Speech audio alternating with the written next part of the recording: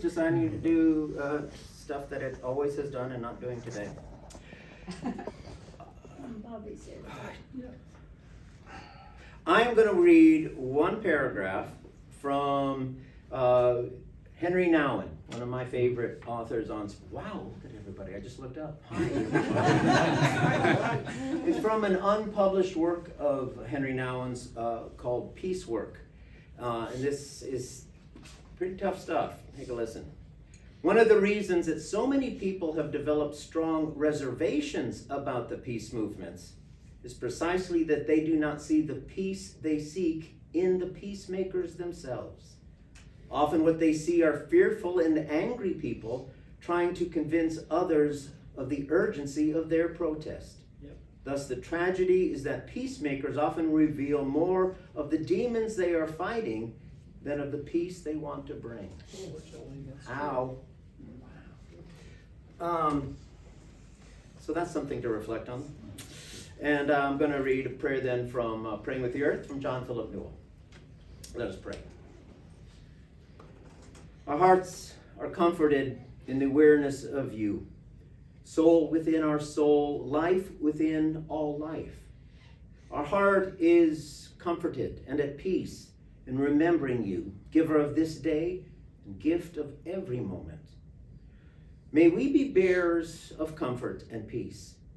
May we be strong in our soul, to cry at the wrongs of nations, to weep with the bleeding earth, to mourn with those who mourn this day, in the loss of life and lands, in the loss of dreams and hope. May we be strong in our soul this day. Amen. Amen. No need to introduce. You can reintroduce. Anyone not here last week? But you're fairly aware of Matt and what we did. Did any of you see the video from last Sunday? Good, a couple people did. So that'll help you get geared up. Excellent. Take it away, Matt. Hello, everyone. Thank you, Todd. Thanks for having me back. I guess I didn't say anything too terrible. I got invited back. But yes, I guess we just kind of wanted to do Q&A. I'm happy to kind of, if somebody who wasn't here last week wants me to do an overview of what we covered last week. No? A little bit, sure. So just very briefly, I've traveled to Ukraine 3 times since the renewed invasion kicked off. Once as a volunteer, as part of a group that helped. I'm a military veteran, and we kind of trained civilians on really basic self-defense tactics in the western city of Lviv here. It was a very fulfilling experience. We were there for about 3 weeks, and that occurred in March 2022. Later that summer, I went back as a journalist. And did a kind of a whole month, did a whole loop around the country to do a story for Esquire on various volunteer organizations and groups, both international groups that have arrived to help supply Ukrainian military or help civilians with various things, and also Ukrainian volunteer groups, often made up of family members who are trying to contribute to the war effort as they can. And then most recently, I went back for a third trip this past August and did a story kind of along most of the front line here, all the way up in the north, all the way down to the city of Kherson here, on focusing primarily on Ukrainians this time, folks who weren't in the military 2 years ago, all ages, men and women, but have now found themselves either as volunteers or drafted fighting, and kind of how their lives have changed, how Ukrainian society is changing because of the war, how in many ways, frankly, they're more of a unified country than they were even a few years ago, which is something I find interesting. We can talk more about it if you want. So that's kind of the gist of it. And I'm certainly not an expert, but it's been an education in different ways each time I've gone back. So happy to return to the Q&A, which apparently was provocative enough that I'm back. So yeah, who wants to go first? First is always the hardest one. Nobody ever wants to be first. Yes. Does the Crimean situation resonate with them significantly in their fight now? That's a really good question. So this is Crimea down here. It was part of Ukraine up until 2014, when kind of the initial Russian invasion occurred. Ukrainians will say that Russia has been, it's a very, obviously right here on the Black Sea. It's a key port for a lot of trading port and military port for a lot of reasons. It's been fought over for years. A young lieutenant named Leo Tolstoy once fought here in 1854 against the British. That's where the Charge of the Light Brigade, the famous Tennyson poem, occurred. It has gone back and forth from empire to empire for generations and generations. So the Ukrainians will say that Russia has wanted it since the collapse of the Soviet Union, and certainly there's some geopolitical truth to that. Russians will claim that because there's a lot of Crimeans that are kind of the Tartars come from that region originally. Though Stalin kind of infamously scattered them across the Soviet Empire. It's kind of an old imperial technique to kind of crush dissent. You don't want potential troublemakers all bubbled up together. There is still, throughout Ukraine you'll meet Crimeans and Tatar people. The Russians will claim that it's historical Russian land, that they were just taking back what belongs to them. Kind of the same argument they're using for Ukraine now, right? Putin had very explicitly said that he doesn't believe Ukraine is a real country. It belongs to them, As for its relationship now, it's interesting. The first couple trips, people were maybe wary of Westerners or very careful and said, "Oh yeah, Crimea is Ukraine. We want everything back." And certainly there are still many of those people still believe that. But I think the geopolitical realities are starting to settle in. And I spoke last week of my friend who goes by his call sign's Media, right? He's the Ukrainian that made the mistake of proving himself capable and has kept being promoted. And he's now a lieutenant. He enlisted as a combat medic, and now he's a lieutenant in charge of basically 20 to 30 Ukrainian soldiers up here in Sumy, the Sumy region. And he was very forthright, and I think part of it is he's angry at the war in a way that I think only a good soldier can ever be. Part of it maybe is he trusts me and felt willing to speak forthrightly in a way that somebody I just met wouldn't be able to. And he also prefaced it by saying it was just his opinion, right? That he wasn't speaking for all of Ukraine, right? But he very passionately kind of talked about how not just Crimea, but this very far east part of Ukraine that has been kind of under Russian occupation since 2014.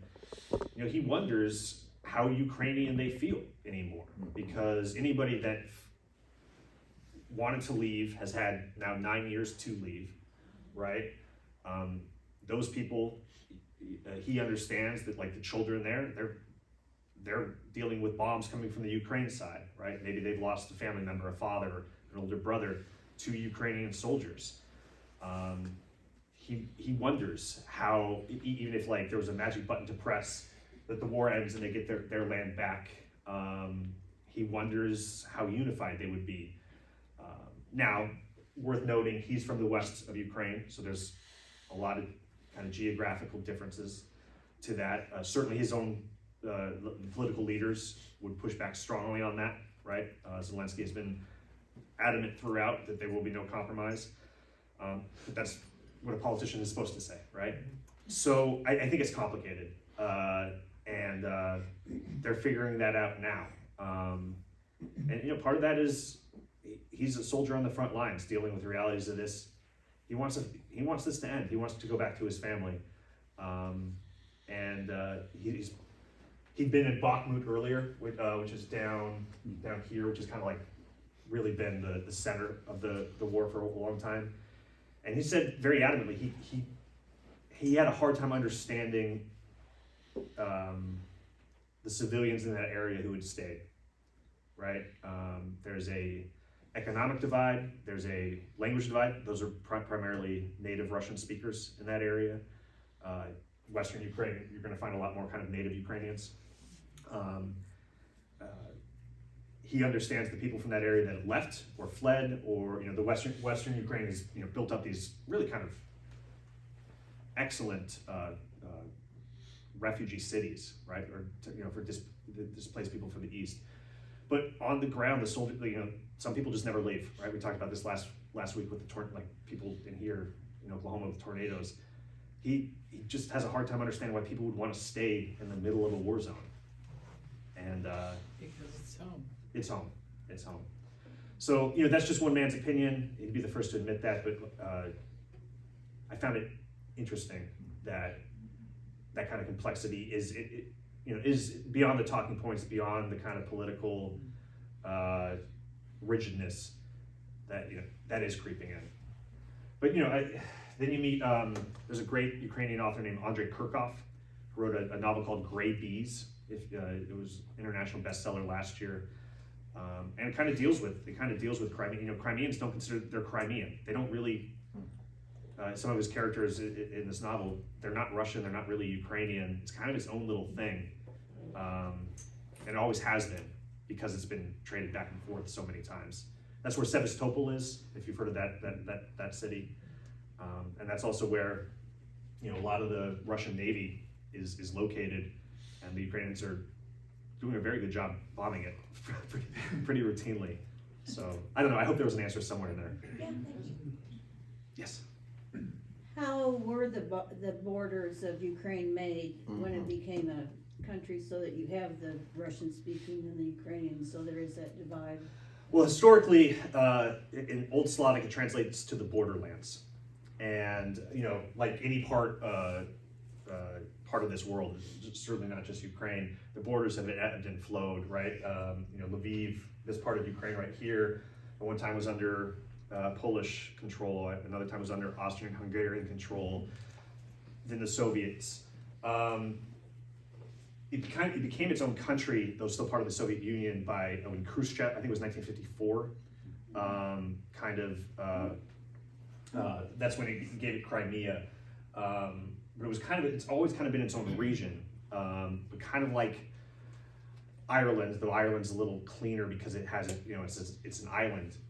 It's always kind of had its own identity, its own nationalism, right? And it's always kind of been rooted here in the West and here in the South. It does get trickier the further east you go. That border was sustained with the collapse of the Soviet Union. But before the war, I met and interviewed people outside of Kharkiv here, 8 miles from the Russian border, in that village that had been occupied and totally destroyed. They kind of admitted that they identified as Russian, right? But there was the grandmother who spoke. She's teaching herself Ukrainian now because her grandson died fighting for Ukraine, and she feels like this is the best thing, the only thing she can do now to honor that sacrifice, right? So things are changing in that regard on an individual level.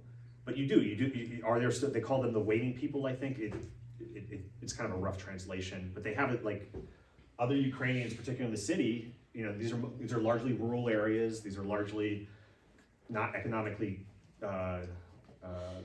sound areas.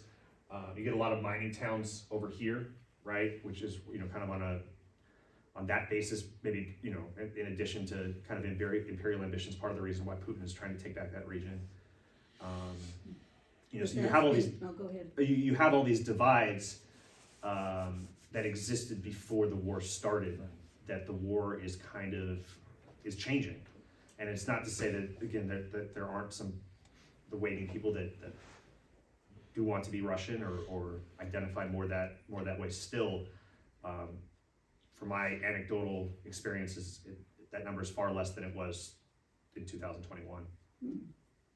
So the Ukrainian language, Mm-hmm. I mean, how, it's ancient, or is it officially, it's an ancient language, but it's only officially been adopted recently, is that right? Well, Stalin tried to stamp it out.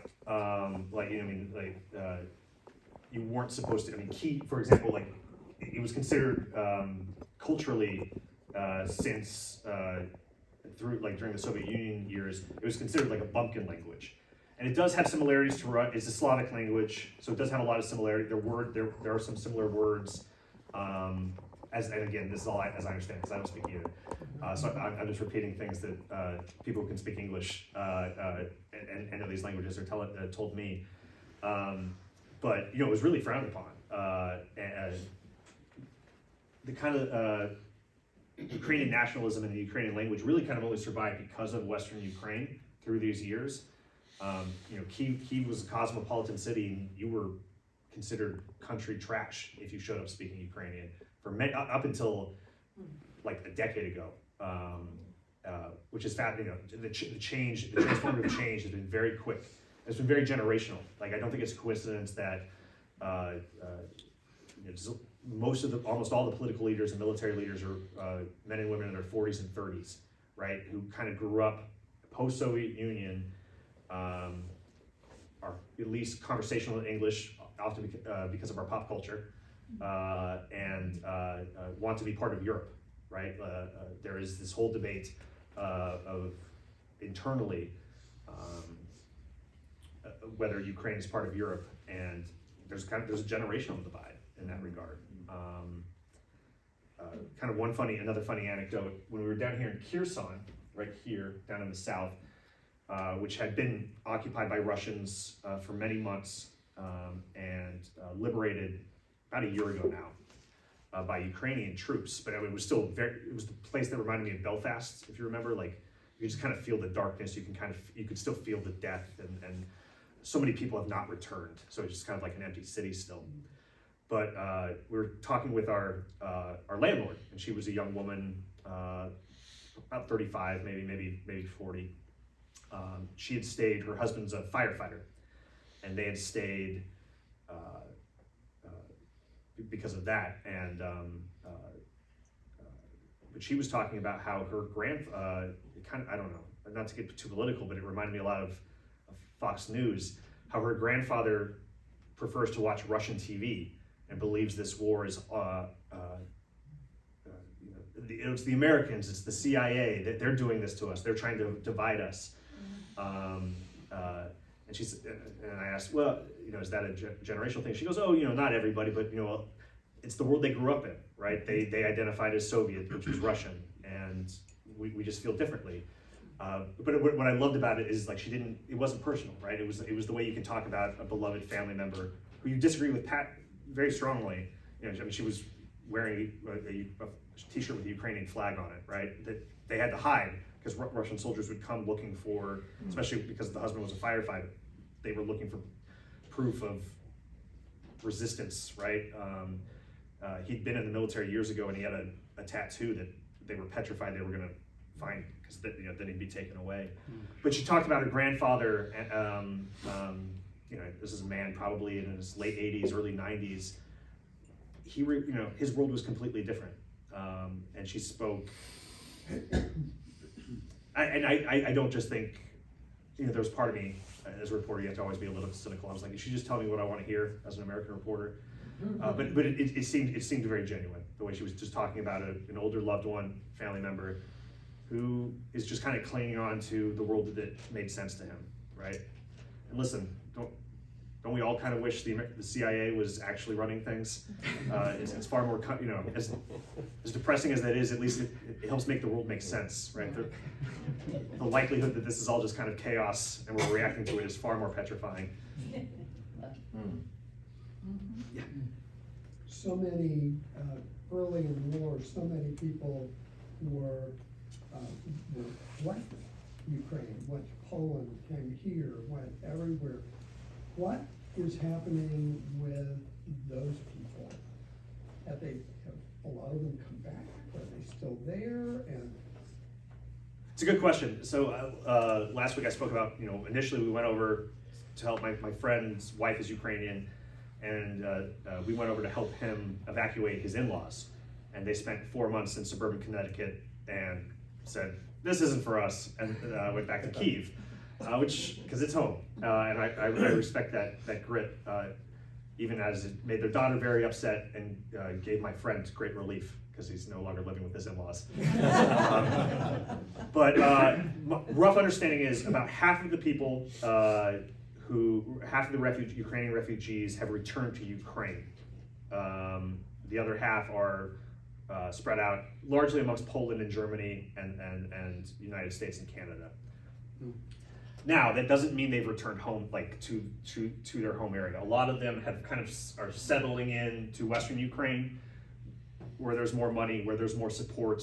I kind of spoke about the houses for displaced people, and like you scratch the surface in these areas a little bit, and there's friction, right? The language divide. There's more panhandlers than I think these upscale areas we're used to. And you see people try, like, this is, they're my fellow Ukrainian, they're my fellow citizen. Some of them actually believe that, some of them don't, right? It's complicated. That's transforming the country, that's transforming the society, forcing, the typically more poor, more rural folks from caught up in the war zone going to the welfare areas here in the West. So it's interesting, most of the people that I know who have families still in Germany or Poland have some money, right? And because it's more expensive in those areas, and there's only those governments offer a certain stipend like we do here in the States, but it's baseline, it's base level. So that the diaspora is happening to a degree, and a lot of the smart people who have stayed worry about a brain drain, right? That the people with means, the people with education may or may not return, right? So that's certainly not as maybe pressing as the war itself, but that is something that I think the forward-looking leaders are already thinking about. Did you see a place where they could return to? I mean, you hear about all the landmines, more landmines than anywhere in the world, the destruction in the cities. Do these people have someplace to return to if it all does end at some point? Some of those villages, I don't know how. I really don't. Easy for me to say, just being there and be like, well, I wouldn't come back here because I don't have any kind of emotional connection to it. But I mean, the village where we interviewed that family whose son was killed, and the grandmother's teaching herself Ukrainian. I mean, they were rebuilding it, but like it was destroyed. There were artillery rounds in gardens that they were, oh yeah, we told the army about it, but 2 months ago they'll come out here and destroy it, and they just kind of like live and work around. The father took us on like a walking tour of the village, and he kind of shouted at my photographer at one point. He goes, "Don't," because my photographer was trying to get good shots and had wandered off the main road. He's like, "There are mines." It's fun. Nobody got blown up, so I can laugh about it now. But they've just kind of like learned to live amongst this, which is both baffling and also very courageous. But it's there every day. It was very surreal to me because we were there for 5 hours, but it's there every day. So it will be, they're still finding landmines in Cambodia and Laos, right, and parts of Vietnam. I mean, this is going to be decades and decades, even if we're magically in today. So yeah, I don't. Those, God bless them, but I don't. That's just a personal choice that I think people are going to have to make, whether they, some of these people who are temporarily in Western Ukraine or here in Canada or wherever, they're going to have, people will make different choices, whether to return or not. Yes? I was just gonna ask if you could estimate what part of Ukraine is uninhabitable now after the Russian carpet bombing. So this strip right here, along the Bakhmut front, Bakhmut was a beautiful city. If you read the most recent story, I start with that scene of the artillerymen on a hill, kind of giving us the tour, or basically the battlefield tour, and we can see it in the distance, and it is just is completely leveled, right? And this was a vibrant city, kind of the gateway to the mining area. An American journalist named Christopher Miller has written. He writes for The Economist.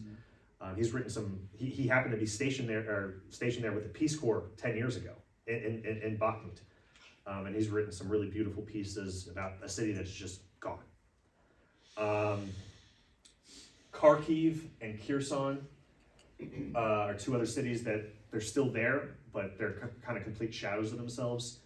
And then Mariupol, of course, which was just completely leveled, just completely destroyed. I did an interview with one of the refugees named Akita, the kid running the restaurant.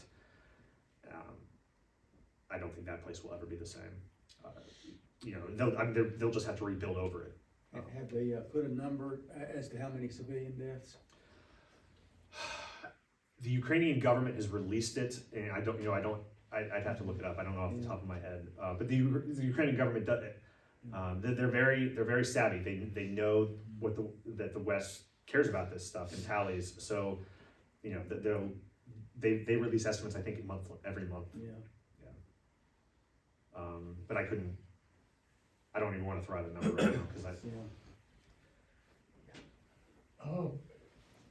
Not knowing the scale of your map, how large of a country is Ukraine? it's very large. I believe it's the size of Texas, roughly, spread out east to west. It just doesn't seem that large because it happens to be right next to Russia, right? But like compared to Western or Central European countries, it's massive. To drive from Lviv to Kyiv, so roughly the west to the center, I believe that's a 8-hour drive. Oh my. And it's a straight freeway. And then from Kyiv over to here to Kharkiv was another 8 hours. So. And those are on good highways. And those are the good, yes, and those are the, you get off, other than those two major highways and the one from Kyiv down here to Odessa, everything else is just, they're old Soviet roads, right? I mean, this is a country even before the war, was deep in transition.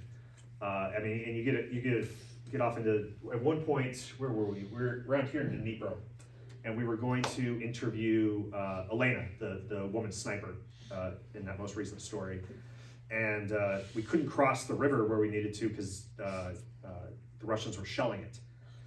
So a very helpful checkpoint guard said, don't worry, you just have to drive through this village here, and you'll be safe. There will be no checkpoints.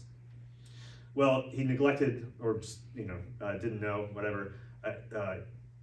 They were the worst roads I've ever seen. I mean, just, and we're in my shiny rental from Kyiv. My interpreter's driving. He's worried about the car suspension.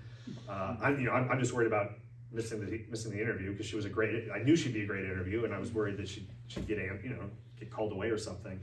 But it took, I think we were about 3 or 4 hours late. And the worst work. I'm not kidding. It was just like, 1930s was the last time anybody had paid attention to those roads, and that's kind of throughout the country. So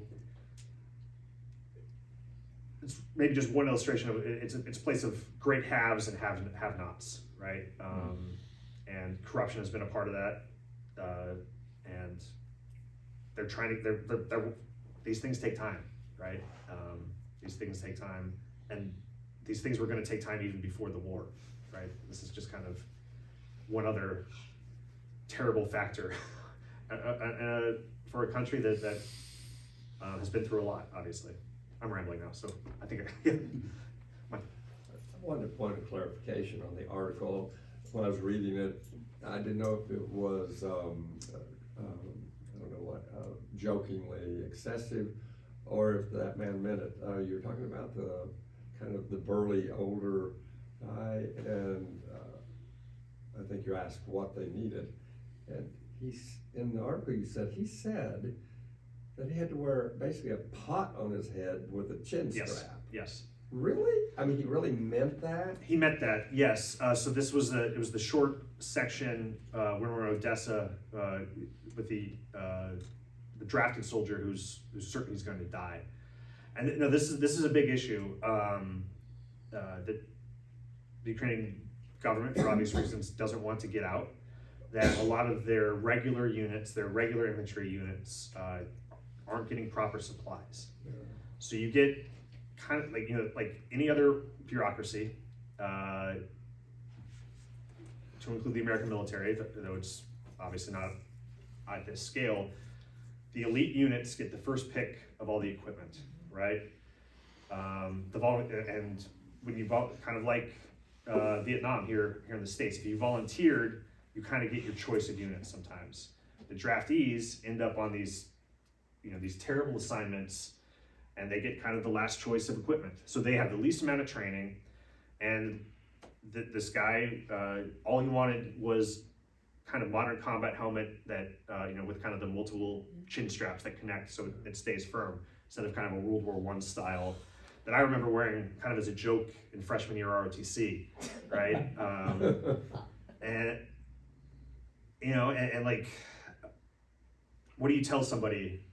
There's all these kind of big macro reasons why this is happening, but ultimately it's a failure of his government. It's a failure of the West's support. It's a failure of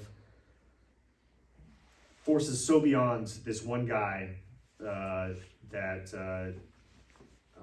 was drafted. And no, he meant it. He meant it. And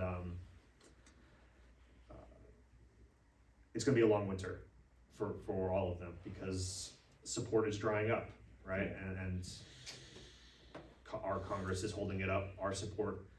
But we're not the only country whose support is drying up. Really, the only countries that have stayed steady to them have been Britain, Poland, and the Baltics. For whatever, there's for different reasons. But no, it's they're running out of supplies, they're running out of ammunition, they're running out of men because they're a smaller country. Yes. Yeah, I'm certainly concerned about what they're talking about. Russia can wait them out, especially as support wanes. Is there an option, or what are the odds that instead of Russia or Ukraine keeping all of their land, or Russia taking all of their land, literally moving the border? Because I have some sympathy for historic borders, whether it's 500 years ago, 1,000 years ago, because they were all just regions of different people. So, and look what, after World War I, what we did to countries in the Middle East, especially by arbitrary drawing lines and cutting places in half. It was mostly France and Great Britain, yes, to be fair, France but we've done plenty of that too. It Yes. was, and Bosnia Herzegovina. I mean, a lot of those things are still fights over. This was our land, and we want it back. Hello, Israel and Palestine. But what are the odds that there'll be a compromise and they'll say, fine, you can have the western portion? And that's a great question, Todd.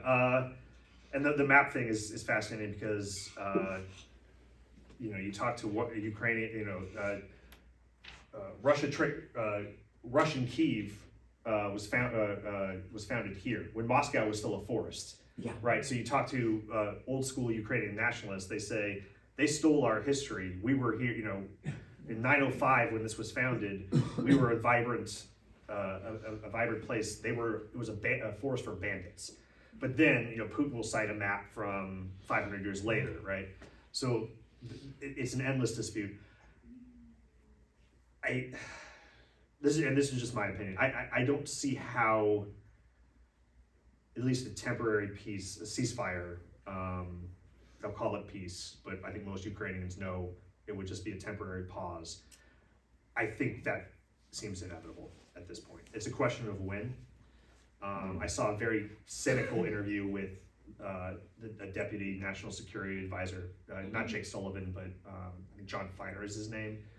And it upset me and bothered me for a lot of reasons, because it's kind of an insight of how these Machiavellian thinkers are viewing this war, and it's not from the human ground view. But he basically outlined a strategy of waiting until the end of 2024 and trying to kind of box Russia in, and then kind of settling on that kind of land, exactly what you're talking about. Okay, you can have these regions, and we will agree to lift the sanctions, because people say, 42%, I think the latest data I saw, 42% of Russian industry right now is geared toward the war. How is that not going to have an effect internally, right? Even in kind of a tyrannical system like that, people are going to get upset eventually, right? So if you settle the war and stop the fighting, there's no place to go. Right. That said, even if that happens tomorrow, even if that happens end of 2024, every Ukrainian I've talked to believes that Russia wants to conquer the entire country, right? Of course. So the Of course. maybe there wouldn't be gun battles or firefights or active artillery rounds going up anymore, but it'd be, I don't know, like think of like North and South Korea, where both sides are still building up and building up and building up, just kind of waiting for the next iteration. Okay. But I do think that the status quo is unsustainable on both sides. So hopefully, if it's inevitable, I hope that means people are willing to do it now. But again, I'm not Ukrainian. Easy for me to say, well, just give up that land, right? Yeah. Does anyone online have a question? Jen or Jack or Bobby, do you have a question? Evidently not. I have a comment. Okay. Oh, We keep forgetting about the Native Americans. We just kicked them out and killed them. Our history is horrible. It is. Yeah, no, there's always that danger of American hubris, Yeah. right? That we know best. Yeah. At the same time, sometimes we do. I don't know. It's like a dangerous thing that, like, okay, just because we're hypocrites doesn't mean we're wrong. I don't know. Oh. That's Wow. that's parenting. That's parenting advice that my mom used to say to me when I was a teenager. So, I don't know. Like I spoke last week. Like, when I was with personal opinion, but when I served in the Army as a soldier, I saw American hubris through and through, right? Like, that was a misadventure, an incredible example of American failures of leadership and hubris and not having a plan. And ironically, who benefited the most? I think 80% of oil companies currently operating in Iraq are now owned by Russian companies, right? So even if you believe there was some kind of shallow reason for why we did that, that's what occurred. I've tried hard, my best to not let that formative experience kind of color the rest of my life, right? And view subsequent events through different prisms. And I believe that Ukraine is a different thing. It's a complicated country, but it's a legitimate democracy. It's a sovereign democracy that deserves to defend itself. They fought back, right? They unified before anyone else got there. 10 years ago, they had Maidan, the social revolution. These are people fighting for their own change, right? We are support. We are not driving this horse. But I don't know. American hubris should always be something we consider when we're talking about geopolitical events, for sure. Yeah. As a writer, what inspired you to want to write as a journalist? Yeah, so that's a good question, because I do write fiction. I think, and it took me a long time to even consciously understand this, a lot of fiction writers can disappear into a library and not interact with humanity for 20 years, and they come out with just brilliance, right? I'm not that kind of, I need to react to the world. Kurt Vonnegut, Slaughterhouse-Five author, said there are two types of writers in the world: those who are responding to books that came before, and those who are responding to the world. And I think I'm the latter. And I think journalism gets me out and engaging with people and engaging with their stories, and in a way that I would lose sight of if I disappeared into a library for 20 or 30 years. You know, the stuff interests me. It gets me out of bed in the morning. It keeps me up at night.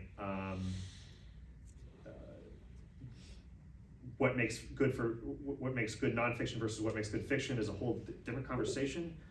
But I don't know. I like being able to tell other people's stories, because more often than not, you at least hear people out.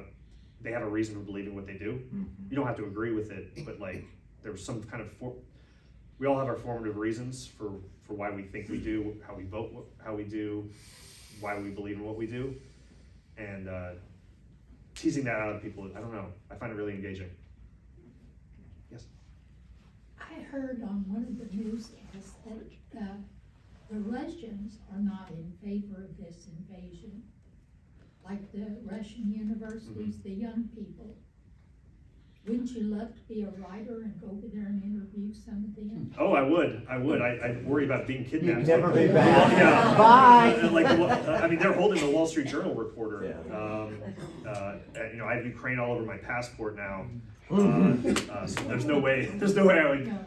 There's no exit for me. But you would love. Oh, absolutely. And you know what's interesting about that is, you know, again, I think it comes like such a class divide with this issue, right? Yeah, you have educated people from Moscow and St. Petersburg who are theoretically against the war, but it's not really impacting their life yet, right? Because the sanctions are crushed. You know, who's feeling the crush of the sanctions? So they're not doing anything. You know, they're not going to rise up. There's lone voices here and there, but you know, there's not like a pronounced anti-war movement in Russia. It seems like, and you know, who's fighting on the Russian side? Draftees and actual conscripts, right? Like actual people released from prison. You know, trying to earn their freedom of being released from prison, and because it's such a big country, they do kind of have a massive advantage there. So you know, I don't know. Like, you know, there were hopes maybe a year or two ago that like this would lead to some kind of internal change in Russia. By no means am I a Russian history scholar, but it seems like people have been wanting that for decades and decades and decades, because you know, they've always kind of had a strong kind of despotic leader. Like that is their norm. You know, there were a lot of kind of missed opportunities in the 90s for kind of actual transformative societal change. But that just doesn't. People smarter than me that know and research this stuff don't feel like that is instant change is realistic. But you know, then again, the day before the Soviets or the communists toppled the Tsar, people didn't think it was realistic either. So Yeah. Who knows what tomorrow may bring? Yeah. What are the news sources you rely on to keep up with things? Oh, good. Yeah, that is a good question. The Economist has some really good writers. New York Review of Books. Gosh, who's that? What's his name? Tim Judah. I follow various people on Twitter. Many of them are Westerners that went over there and volunteered and served. Let's see. Sarah Ashton Cirillo is a trans woman who now serves as kind of a public relations spokesman for the Ukrainian military, and you know, she's working for the government, so you take what they say through that prism, but it's very Western friendly. Actually, she's currently in DC, I think, advocating, trying to hit Republicans for like trying to lift this. Let's see, who are some really Luke Mogelson writes for the New Yorker. He's written some excellent battlefield dispatches. So when he has a new article, I always read him. Let's see, who else? He's kind of a character, but he always comes out with interesting stuff. Malcolm Nance is the MSNBC contributor. And he actually served with the Ukrainian International Legion for a while. On Fox News actually has some great, Jennifer Griffin is an excellent international correspondent for Fox. Say what you will about their commentary, but I tend to find their actual hard news internationally excellent. In Palestine and Israel, actually, what's his name? Trey Yance, I think is his name. He's the Fox News, like, he's incredible. He's great. So let's see. You rely on individual reporting rather than, I try, and it helps because I know some of these people, or I know of them, so I parse through it. But I think it's important for all of us, it's like it's an information diet. It's like food, right? So like diversifying it, going places that you might not agree with, or you reflexively don't like the newspaper or the cable TV show, and you probably have good reason to sometimes. But trying to keep an open mind if you're interested in a particular subject, I do think is important. But actually, Rolling Stone of all places has had some great dispatches from Ukraine. Not wouldn't be the first place I'd stop, but hey, Esquire probably isn't for, they think it's a men's fashion magazine. So, hopefully people think the same when they pick up one of my articles. So, it's like anything. You know what substance, we all know what substance is when we find it, right? It's just a matter of being able to parse through and find the actual substance. Yes. Oh, there's all kinds of goofy details, like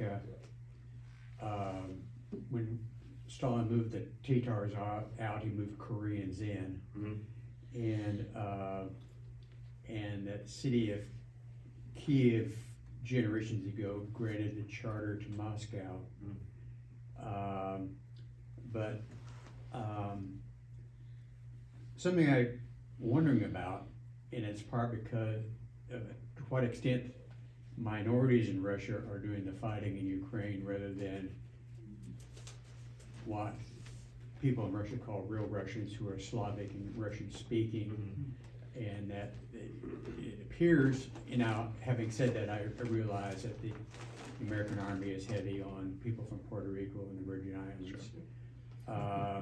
But do you have any, there's like 31 minorities in Russia, do you have any sense in terms of how much of the actual fighting is being done by people who don't speak Russian? Because I saw a video once of Russians, soldiers not speaking Russian. Right. In the video and stuff. Only anecdotally, but I can say that, so what was interesting is up here in Sumy, my friend Media that I mentioned earlier, they're primarily fighting with Spetsnaz, so Russian Special Forces, so all Russian speakers, right? Whereas down here in Bakhmut, when I talked to Valari, the weightlifter, he said that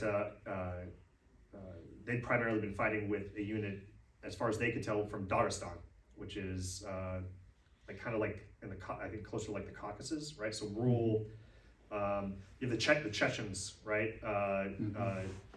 Seem to kind of have it. Well, you have Chechens that hate Russia so much that you have a Chechen-only unit fighting for Ukraine, but a lot of the Chechen, the official Chechen military forces are also fighting for Russia.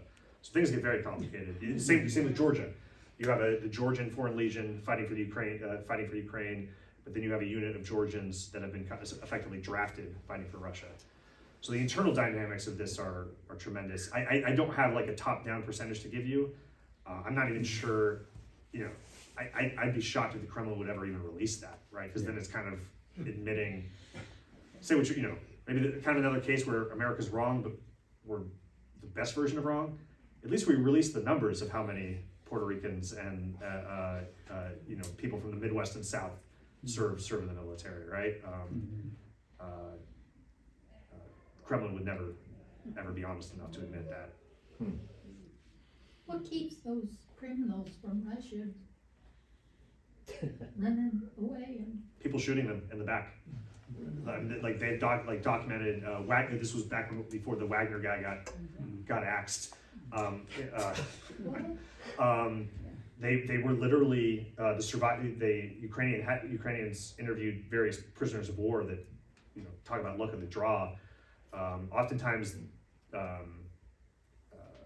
they were just part of a human wave right? Trying to overwhelm. This was happening in Bakhmut, and every veteran of Bakhmut I talked to said the same thing, that they just could not believe, even for war, kind of the disregard of human life, of just sending just a mob of people to try to take a trench. And many of them were Russian prisoners who weren't maybe given a choice of like, well, stay here 10 more years or you can go earn your freedom. And then they get there and they have actual Russian soldiers holding a weapon saying, you go that way or you die. I mean, real morbid stuff, even for war. Yeah. Wish there was a way to polish that up a little bit, but there's not. It's just dark. It's very dark. Cannon fodder. Yeah, exactly. Yes. Could you talk a little bit about the program that brought you to Tulsa? Sure, yeah. The Tulsa Artist Fellowship is part of is under the umbrella of the Kaiser Foundation. And I think every 2 years they bring in a cohort of painters, visual artists, writers, journalists. There's usually about 20 to 30 of us. And we get an office downtown. We get a very healthy housing allowance and a stipend, just to kind of create our art and whatever medium we're working in. They're very active in kind of the First Friday programs downtown, it's also, I think, part of kind of it fits into the Kaiser Foundation's initiative of bringing people to Tulsa and being part of the city and kind of building up downtown, the Arts District.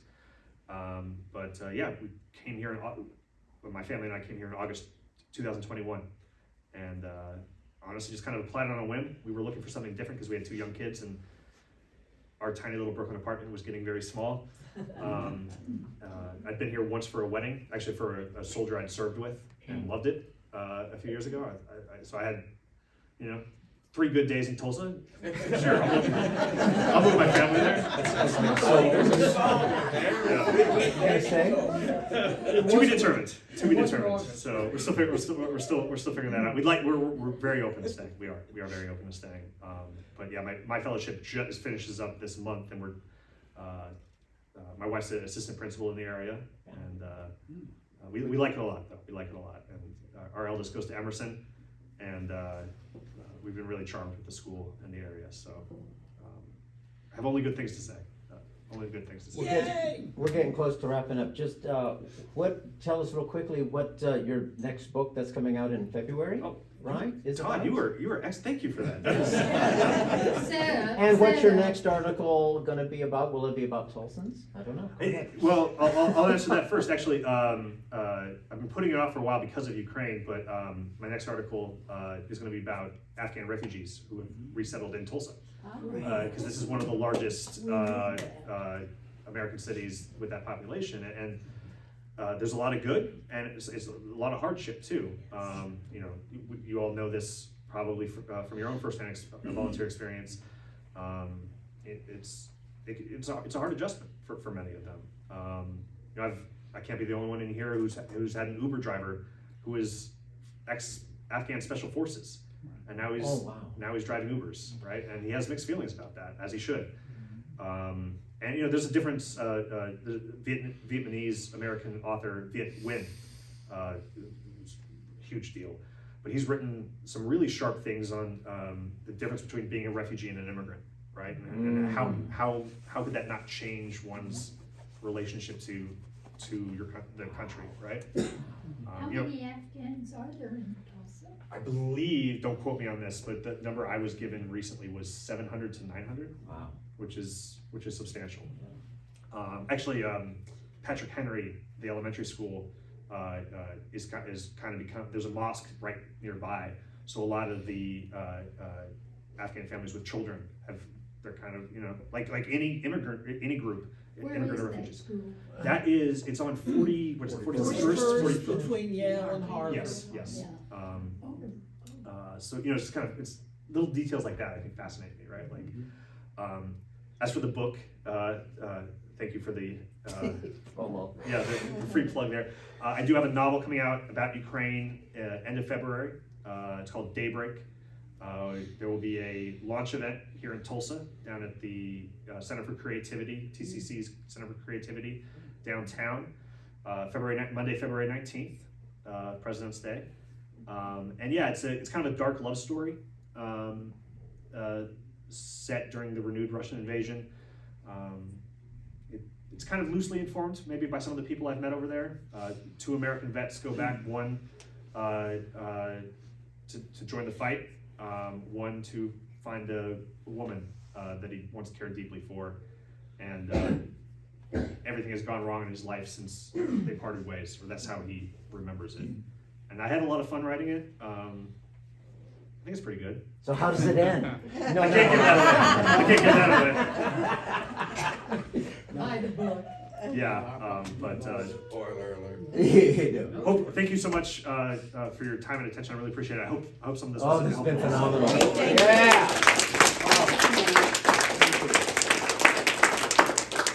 So when are you gonna come back and tell us all about Israel and Palestine? When that first kicked off, it was October 7th, right? Danny looked at me, she goes, no.